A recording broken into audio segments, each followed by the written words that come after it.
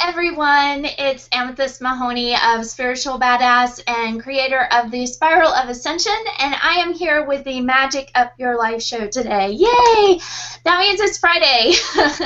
It also means that you get a couple days off, which is really fun because I'm still a little sick, so I'm looking forward to my couple of days off. I'm going to be off this Monday too. Here in the USA, it is Labor Day weekend. My husband told me I have been so ill, I haven't even looked at a calendar for 2 weeks, so I'm trusting him on that, and that we're off Monday as well. Although this Monday we're actually going to be kicking off the Spiral of Ascension Ascension Week. So that's going to be super excited, the Ascension Adventure Week. I'm just checking over here to make sure that this is playing correctly, because it's a little... Yay, there it is. Technology. Love it. You got to have two computers going. There it is. Okay, so today I'm going to be talking to Elinor Predota, or Predota. I know that I butcher names, and I also misspell names. And if you got the email, she has a little... She'll tell me what it is because she's not in the USA. It's a different country, and I want to find out what that is. But there's a symbol in her name, and it came through as a question mark on the email. So, yeah, I know. You should see the faces she's making. But I checked it, and I sent it to myself first, and it looked great. And then when it went out to everybody, it put a question mark right in the middle of her name. So I thought that was... That was just part of being a spiritual badass right there. That's what happens. So Elinor helps folks who are fed up trying to squish themselves into the normal box, especially lesbian, gay, bisexual, and transgender people, which we love that, and people of all orientations who have a calling to live from their deepest self. Elinor works with individuals to uncover and embrace their own truth so they can have the best possible relationship with themselves, their loved ones, their livelihood, and their divine, whatever that means to them, while staying completely true to you, yourself. So I'm really glad to be talking to Elinor today. And it's really funny, right, when we met before we actually went live on the show, she brought up my little bitterness that I always have about that person that told me that I can't say I do tarot and I can't use purple on my websites, and so I wish I had known her first. But hey, that's a learning lesson. So Elinor, thanks so much for joining me on the show today. Hi Amethyst, and thank you so much for having me on. And hello from Scotland to everybody, because that's where I'm coming from today. Scotland. Okay, what's that little symbol in your name? It's on the that's on the E. That's a Polish letter E, and I've started using it because I wanted to stay connected to my ancestry, all of my ancestry. Okay. So a few years ago, I actually went to Poland to visit where my grandfather was born. So I've started using that. I don't use it consistently, but because sometimes it does come out as question marks and weird symbols. But yeah, that's what that is. That's cool. It's an E. I thought it was about your continuing exploration of who you are as a true person. It just, you know, put that question right there in the middle of your name. Yeah, because there are so many. I mean, it's quite a glib phrase, you know, your inner truth, but there are actually so many aspects to that. I mean, here obviously we're talking about the spiritual aspect of it, but there's also a mental aspect, an emotional aspect, an ancestral aspect, an aspect of lineage, and the way I see it, our own inner truths are how all of those things combine within us in a completely unique way. And I think a lot of my inspiration, I mean, you'll love this, my first mystery school, I call it, was the tarot, which I know you'll love that. I love the tarot. Yeah. But one of the things I've always carried with me from the tarot and from the Western mystery traditions and magical traditions is the way it's not just one thing. It's not just spirit. It's air and fire and water and earth, as well as spirit, and they all form together to form the entire being and that's the whole point, is to bring them all in and to balance them all. So for me, it's really important to acknowledge not just the spiritual aspect, but the mental and the emotional and the energetic and the physical.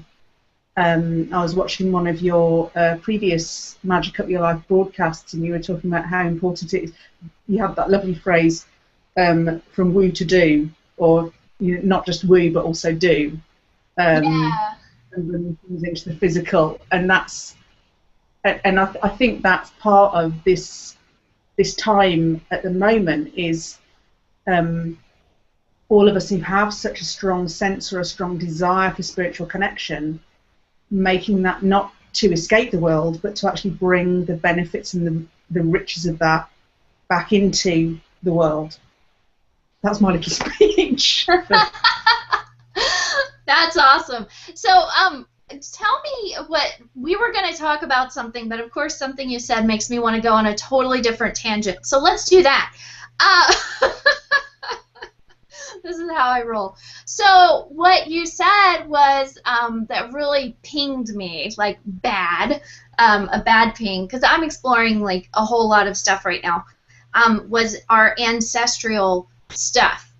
And so I know that there's a lot of people out there who are really big into looking at their ancestors. You know, Ancestor.com has been huge for the past probably 8 or 9 years. Everybody's like, I can trace my family lineage back to blah-bitty, blah-bitty, blah-bitty.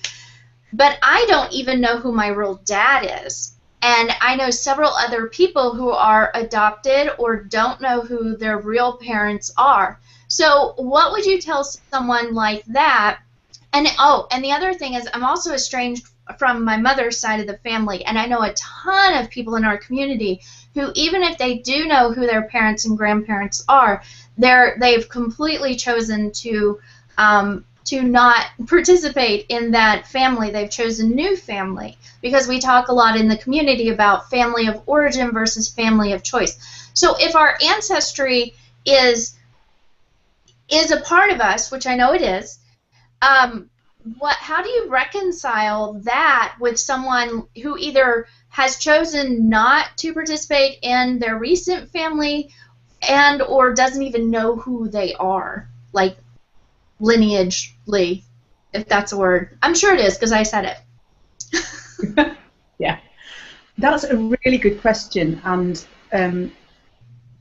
there's two aspects to that. One is the whole family of origin versus family of choice is something that's really strong in the LGBT, lesbian, gay, bisexual, transgender community as well, because one of the reasons that people become estranged from their families is because their parents or their grandparents or other relatives cannot accept that truth about them, that the people that they love are not the people that their family would like them to love. And I think one way to approach that is that our ancestry is not just our ancestry of our literal physical ancestry. It's not just our ancestry of blood and bone. It's also our ancestry of inspiration. So, and it's also an emotional ancestry. So, I know people who, I've got a friend from Kent in England who when he went to Corsica, he just bam, whether it was a past life, whether it was just some energy about the place, it was like bam, he had a really strong emotional and what felt like an ancestral connection with the island of Corsica, even though nowhere in his genetic family tree was there any connection with Corsica. So I think ancestry, it's not just about your literal genetic ancestors, it's also about your spiritual ancestry, so what traditions you choose to become part of, and it's also about your emotional and almost geographical ancestry. So connecting with almost the bones of a place is one way to connect with that ancestral energy without having to, in some cases, re-traumatize yourself by trying to connect with parents or grandparents or further back ancestors who have actually done you harm. The other side of it is actually healing, because we do carry that ancestry around. That genetic ancestry is there, even if we don't know what it is. It's there, and in the gentlest possible way, in a way that's kind to ourselves. It's somewhere along the way, it's important to do healing work around that, to be able to claim that, yes, this is part of me. I don't like it. I don't. It's done me a lot of harm. And yet, that connection is still part of me. In the spiritual tradition that I'm part of, primarily part of, the Anderson Fairy tradition, we talk about the energetic threads that connect us to everybody we've ever been in touch with. And you talk about some people cutting threads, which you can do, but also there's a way in which cutting those threads actually harms you, because it's actually part of your energy is in that thread. So you need to, if you're going to cut the threads, you need to pull the energy back first. Or if you want to heal that, it's about clearing and cleaning that connection so that everything is kind of pushed back to where it belongs. Does that all make sense? Yeah, it makes total sense. And it's really funny because when you're talking about it, I've been teaching about the spiral of ascension, right? And so now I relate everything to this.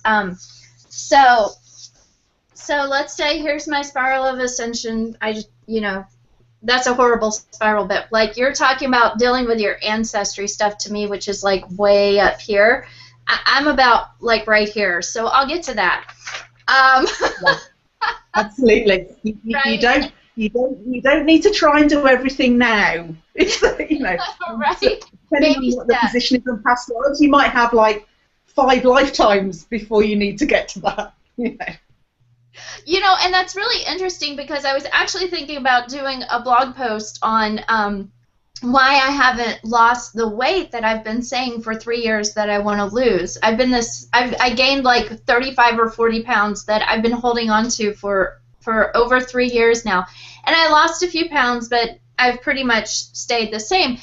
And even doing my friend's subconscious work and everything, which helped me release a few, but I was thinking about it today, and I was like, I realized about right after I gained the weight back, because I've done this my whole life, up and down, and I remember thinking, I'm going to lose this weight this time, and this is going to be the last time I ever deal with this. When I lose the weight this time, that's it. And then I said something like, everything will have been dealt with. And I realized today, I was like, I just screwed myself so bad because how am I going to deal with all this crap? There's so much crap.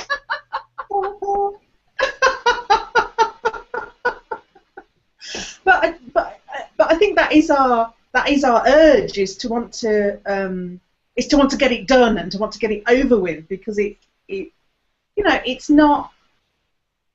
The experience of working through all the shit doesn't feel great because we're working through a whole load of shit. So, Oh, I think you froze up. We'll wait a second and see if Elinor gets back, and she can tell us about dealing with the shit, because there is a lot of stuff to deal with, especially when you're on a spiritual journey like everybody watching the show is on. And that's a part of the thing I know that Elinor teaches about, and I'm sure she can help talk about how to be more true with yourself in a way that doesn't feel, like it's so overwhelming for you that it's actually going to stunt your spiritual growth. So there's really good ways to make, like these quantum leaps in your spiritual growth and go to higher levels. And let me see if I can invite her back really quick. Elinor. I mean, we are Sorry about that. I'm back. There you are. We are doing international, interviews. So of course this stuff comes up a lot of times. But Elinor, what I was saying to people is, I want you to elaborate on that, talking to people about going through their shit, but doing it in a way that maybe is more comfortable. So you can.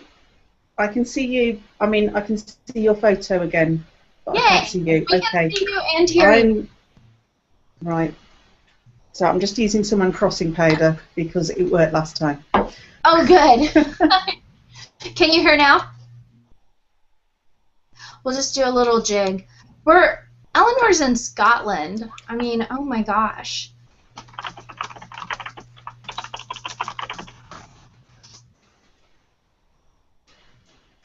Okay, so I'm going to carry on. Amethyst just told me in chat that you can hear me fine.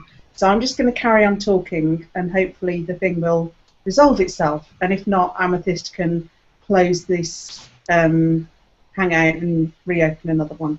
But I was, when right, I was talking about shit. That's probably why it closed down. Okay. Ooh. Oh, you're back. Yes. Hurrah. Oh, good. Can you everything now? So, yeah, what I was saying was when you're going through this, how can you want to get to who you really are on a deep level, but if you try to get there all at once, I mean, that can really, blow out your system and overwhelm you. So, what do you recommend that people do to kind of get started in that? And also, can you say the name of the tradition you're in again, because I didn't catch it?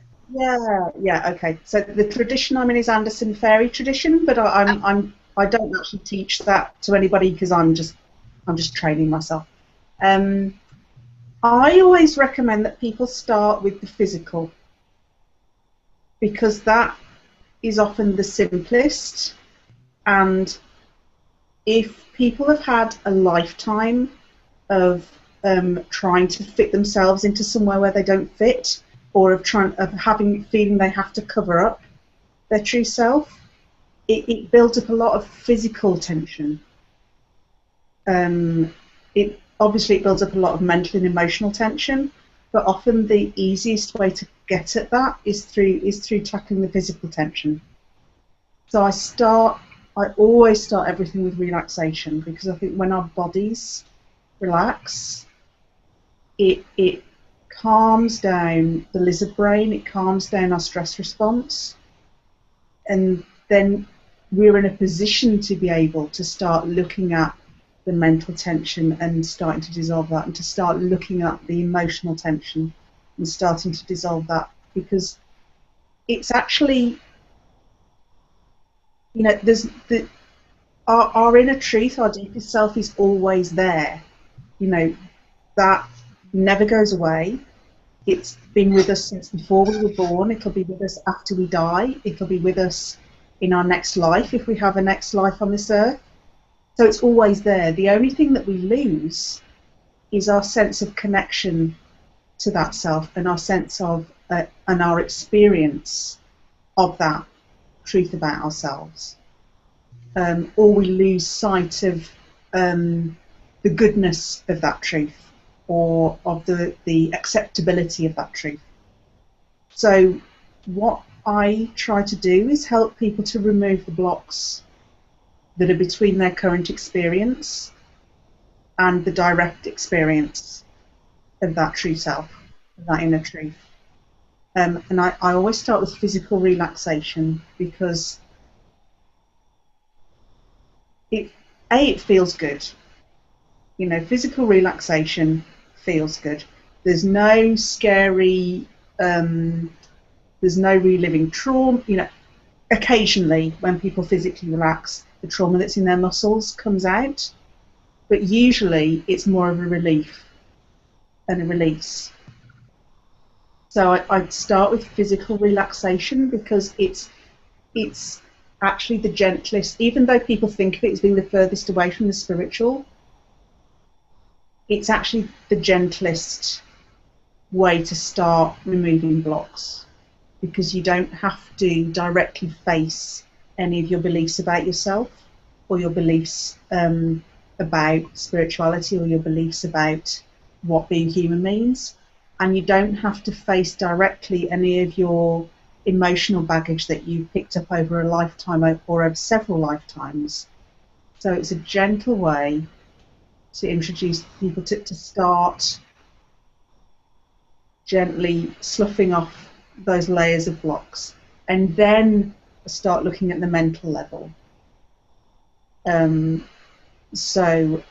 changing our language to change our thoughts, which then change our beliefs, and then the emotional level. So it's kind of getting, and then the energetic level, and then the spiritual level. So it's kind of, and I see you smiling. I get the feeling this is this resonating with your spiral of ascension? And it is a little bit, but I think it's so important. And the more of these inspirational shows we do, the more that I find that people are really moving in this direction. Thank God, finally. Or maybe it's just that I'm picking the right awesome people to be on, because we are so disconnected from the physical. When we live, from our necks up, like 90% of the time, we're told that we're supposed to think about everything. Everything revolves around education. Everything revolves around, pondering. And it's just like, I love that you start with the physical, because, like, nobody's in the physical. Like, 90% of people do not even know what it feels like to be in their body. Mm.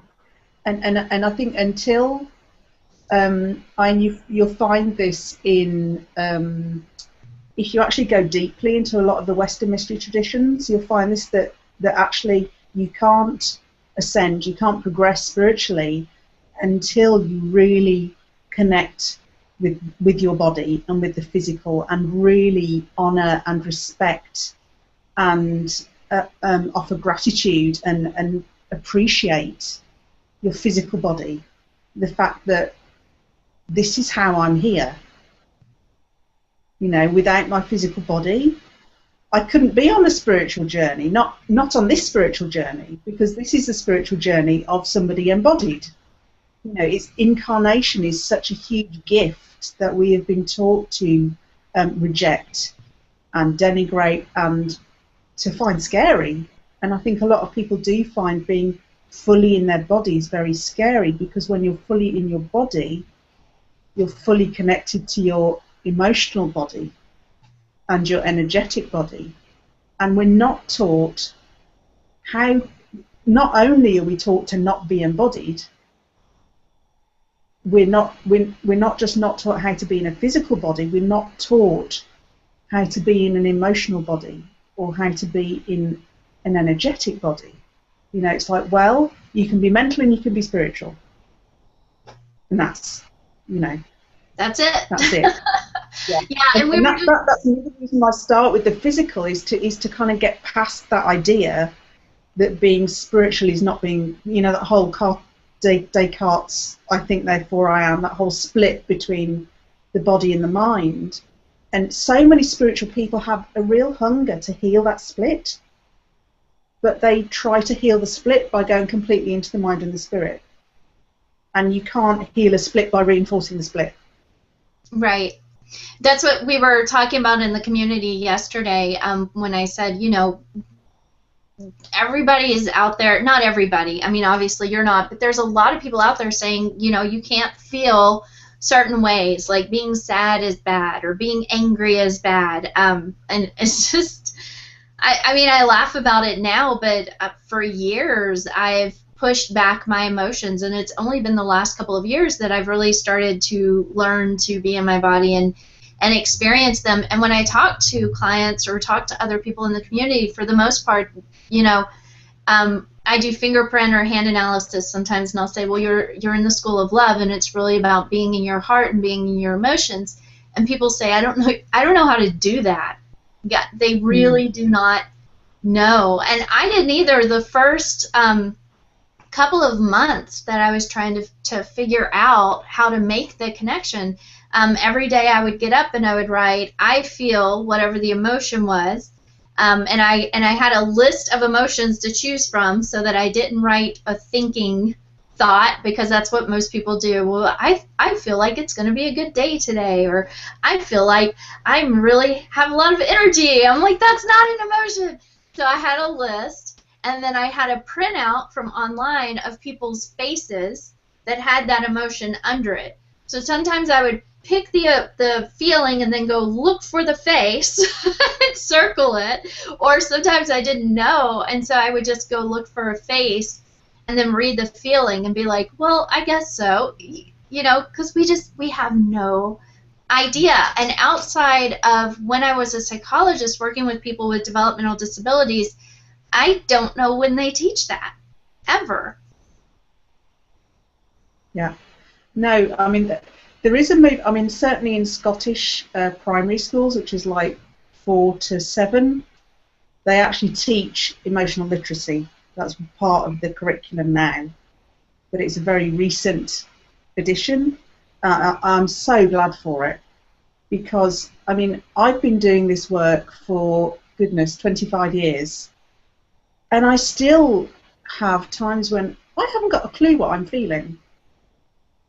And part of what I try to teach is to teach people tools so that when they don't know what they're feeling, they can actually, okay, I have this tool I can take out of my tool. So rather than keep trying to feel or getting so exasperated and hurt by the experience of not knowing what they're feeling that they cut off, to actually, okay, I've got a tool in my toolbox, I can take this tool out and I can use it. And if this tool doesn't work, oh, well, there's this other tool that I can use. And, you know, if none of that works, hey, I'll just sit and breathe for a bit. You know? Yeah, So I was kind going of, to ask you said you wanted to give us a major tip that people can actually use. So do you want to explain about that a little bit real quick? Yeah, I mean, breath. One of the things that happens when we're cut off from our emotions and cut off from our bodies is that we forget, is that our breathing becomes very shallow and our breathing becomes blocked, particularly if we have carry a lot of tension in the middle of our body. So breathing is really cool. Breathing is really cool because it's one of the things that your body does automatically, but it's also something that you can consciously control. So you can actually change the pattern of your breathing consciously, and if you do that often enough, your body will relearn that pattern. And I've forgotten who it was said it, but energy follows breath. So, and energy is both a physical thing, like how much physical energy you have, but it's also how much emotional energy you have, how much mental energy you have, and how much spiritual energy you have, and how you're able to manage that energy and direct it and choose what you're doing with it, which for me is one of the most important things about being in touch with your inner truth, is that it just completely opens up this power of choice that you anyway. But anyway, that's where it all leads to. But the breathing, the first thing about breathing is to breathe. And a lot of us hold our breaths without realizing it. So the first thing is just to check in, am I breathing? Yes, great. No. The second thing, if you're not breathing, or if you're breathing really shallowly, or if you're doing that thing that some people do where they take a breath in and then they just hold the breath for ages, the first thing to do is to breathe out, because it's your diaphragm actually, the muscle action is on breathing out. And once you've breathed out, your body, your lungs naturally fill, because your lungs have emptied, because your diaphragm pushed all the air out of your lungs. So the air around you naturally just goes in and fills your lungs, and you don't have to take any effort to take a big in-breath. It just happens. And that then helps to release the tension in your belly. It helps to reconnect between the chest up and the belly down. It kind of helps to reconnect the upper consciousness as well as the upper physical and the lower. And the other thing about breathing that a lot of people, when they start to try to do conscious breathing practice, is that when you breathe, you don't just breathe in and breathe out. There's actually a pause, naturally a pause between the out breath and the in breath. And if you don't take the pause between the out breath and the in breath, you end up hyperventilating and you can have a panic attack, which is kind of the opposite of what we want. Yeah, so let's not do that. Yeah. So when you first start the consciously breathing, you'll breathe out as far as you can, and the breath will come straight back in again. But once you've got that flow going, is you breathe out, and then there's just it might be half a second, it might be 3 seconds if you're really relaxed, and then the breath just naturally comes in again. And there are so many spiritual practices that rely on the breath. It doesn't just relax us physically, it actually connects us up, it reoxygenates us so that we're able to have energy, and it reconnects, whether you think of it in terms of the nervous system or whether you think of it in terms of the chakras. The breath, breathing fully, reconnects us physically and spiritually. And it's such a simple thing to do. We do it all the time. Awesome. So I know that you have a free book with information and practices to help you get and stay more connected. So if you're watching on the page where I send everybody to actually view this, where you can comment down below, let us know that you're here and what you've liked about Elinor's tips so far. And you can also find on that page the ebook, the link to get yourself connected. So there's a link below this video in 2 different places where you can find that. Click on that and pick that up for free. It's called Get Yourself Connected. And we are out of time already. Oh my gosh. So Elinor, thank you so much for joining us today. Any final tip before we go? I'm assuming you can hear me and see me again, because that was what happened last time. And that amethyst is talking to you. Yes, I am talking in chat to Elinor, so let's see if she sees that. But I still can't hear amethyst. Uh-oh, Elinor can't hear. Well, we are going to go over to the Spiritual Badass community. So this is fabulous. I am so glad that everybody joined us today.